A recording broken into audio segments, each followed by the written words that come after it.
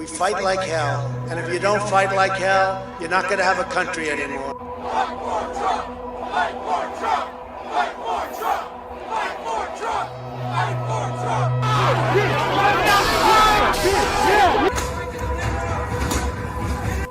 Trump! We'll pause. Protesters are in the building. Thank you. They broke the glass. Everybody stay down. Get down.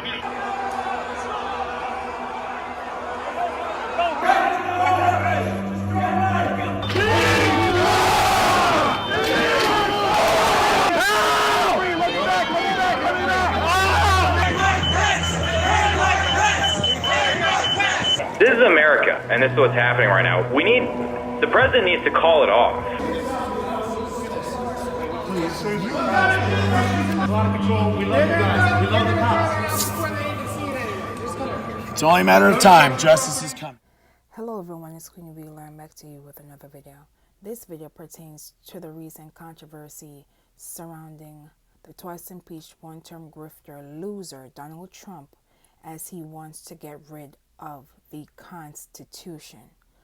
But before I get into this latest saga, I would like to acknowledge the families who have lost persons on 1/6 and after, including Brian Sicknick, Gunther, Hashida, Howard, Liebengood, Kyle, DeFreytag, and Jeffery Smith. These 4 officers unfortunately took their lives.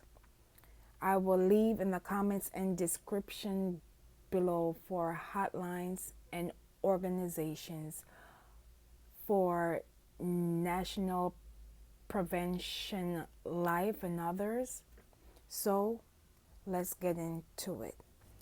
As previously reported, Donald Trump, days prior to the brief holiday weekend, had a private and uneventful dinner with his friend Kanye West and known white nationalist Nick Fuentes. This, of course, caused national headlines, in which I did commentary on, showcasing the patterns of Kanye West and Donald Trump as they disregard the Black community and other communities over the years. I will leave that video in the description below. As it pertains to the loser, twice impeached, one-term grifter Donald Trump, he makes a statement on his social media platform wanting to get rid of the Constitution. Again, the twice impeached, one-term grifter loser Donald Trump wants to get rid of the Constitution. Now, this is the same man that took an oath back in 2017, in which I will read in part, that I will faithfully execute the office of the President of the United States, and will do to the best of my ability to preserve, protect, and defend the Constitution of the United States, end quote. Then tell me why 1/6 occurred. It occurred because the twice impeached, one-term grifter loser could not take a loss because the American people rejected what he was doing to our democracy. This type of dangerous rhetoric needs to be called out. And if we claim that we are the home of the brave, then it's time that we all stand up and denounce the foolishness. The guardians of Putin have made it perfectly clear that they will be silent and support the twice impeached one-term grifter as he continues to rip apart our democracy piece by piece for the world to see. 1/6 was an attempted coup to overthrow the government. We were all witnesses.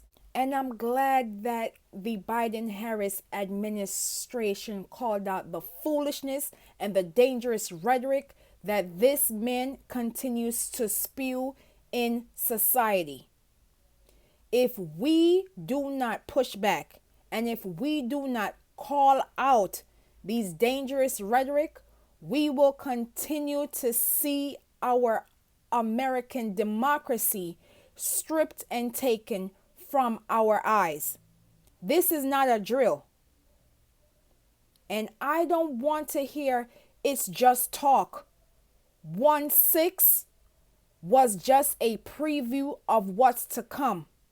Do not be fooled. This man is very dangerous. And it's time that we continue to call it out because lives and democracy is literally on the line. Now you will watch these two brief news clips. One from the now Minority Leader Representative Hakeem Jeffries and MSNBC anchor Simone Sanders Townsend, and I will be back with more commentary. Pretty stinging welcome from Senate GOP leader Mitch McConnell on Thursday. He took to the Senate floor and said this.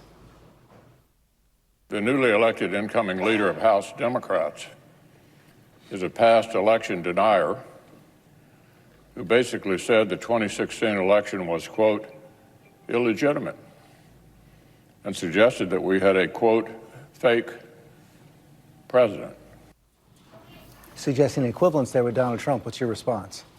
Well, it's unfortunate that Republicans have chosen to focus on me. House Democrats are going to focus on solving problems for the American people. But you did say that history will never accept Donald Trump as a legitimate president, and the Republicans are making quite a big issue out of that. What is your response? Well, here's the Republican playbook. Facts don't matter.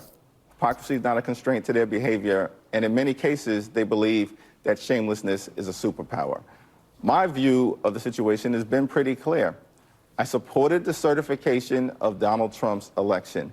I attended his inauguration, even though there were many constituents and others across the country pushing me and others to do otherwise, and found ways to work with the Trump administration, being the lead Democrat in negotiating historic criminal justice reform. That track record speaks for itself. At the same time, I will never hesitate in criticizing the former president. I think I'm in good company there throughout the world. We saw yesterday President Trump taking to Truth Social, tripling down on his election denial, even suggesting I want to put it up right here. I'm not going to quote it all. But he said that a massive fraud of this type allows for the termination of all rules, regulations, and articles, even those found in the Constitution. What did you make of that? I thought it was a strange statement, but the Republicans are going to have to work out their issues with the former president and decide whether they're going to break from him and return to some semblance of reasonableness or continue to lean into the extremism, not just of Trump, but of Trumpism. Suspending the Constitution. Suspending the Constitution is an extraordinary step, but we're used to extraordinary statements being made by the former president. To say about my least favorite subject, I'm talking about former President Donald Trump, who just cannot stop spewing absurdities and falsehoods, and why many of us just can't seem to ignore him. As I mentioned, and I'm sure you've seen it all over your television and your social media feeds and the papers, the former president is making more false claims about the 2020 election and has called for terminating the Constitution. This is the same Constitution he took an oath to preserve and protect and defend when he took office. He also vowed to protect the nation from all enemies, foreign and domestic, but we all know he failed to keep that promise on January 6th. I'm here to call out Trump's Constitution comments for what they are. They're idiotic. But this is what Donald Trump does, folks, over and over and over again. He spreads falsehoods because he knows his enormous following will not only believe him, but will take the narrative and spread it from Utah to West Virginia and everywhere in between. This is the context we have to provide. He is doing all of this while actively running for president in 2024. And there are millions of people who continue to take the bait. The former president also knows that while some parts of the media apparatus do not believe his outlandish statements, some still plaster it across television screens, oftentimes without the proper context that I just provided, just calling it newsworthy. What the former president is doing, it is not by accident. It is deliberately orchestrated, and we all need to be more discerning. Do not take the bait, y'all. Provide the context. We all have to stay focused. In the words of the late Dr. Maya Angelou, when someone shows you who they are, believe them. Time and time again, Donald Trump, the guardians of Putin, and his allies have shown that they will literally demolish democracy as we know it. And the fact that we have persons continuing to peddle this lie because the twice impeached one-term grifter loser lost. And it is time that we heal and address what occurred on 1/6. I want persons to understand how serious and how dangerous this man is. I thank you for watching. Please be safe out here, and I will see you in the next video.